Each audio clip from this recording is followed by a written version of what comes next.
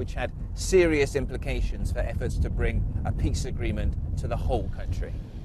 So this is Laokai, the capital of Kokang, and in February last year, an aging warlord called Ponja Shin launched an attack here with his rebels, and there followed 3 or 4 months of pretty intense fighting, both here in town and in the mountains, between his men and the Burmese army.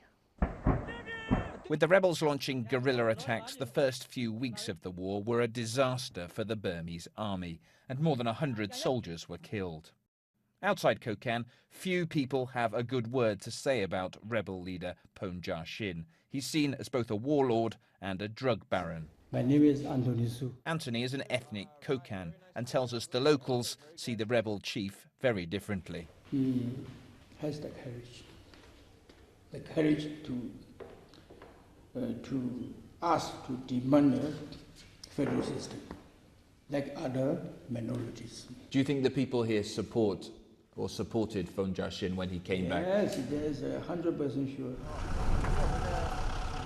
Ponja Shin's men were defeated and some degree of normality has returned here, but driving around, probably 9 out of every 10 shops or market stalls is deserted. It's clear that though the conflict has ended, lots of the people who were displaced and fled during the fighting simply haven't come back. Did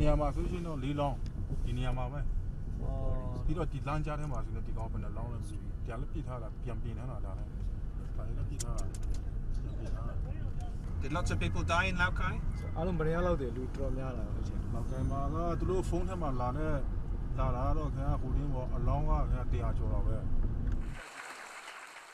The Kokang rebels say they want to take part in a big nationwide ceasefire process that's been going on for several years. But the Burmese army, stung by what happened here and the casualties that were inflicted on them, have refused. Now that exclusion of the Kokang has become a big sticking point for the other rebel groups. There are some of them who've refused to sign up to a nationwide ceasefire agreement unless the Kokang are included.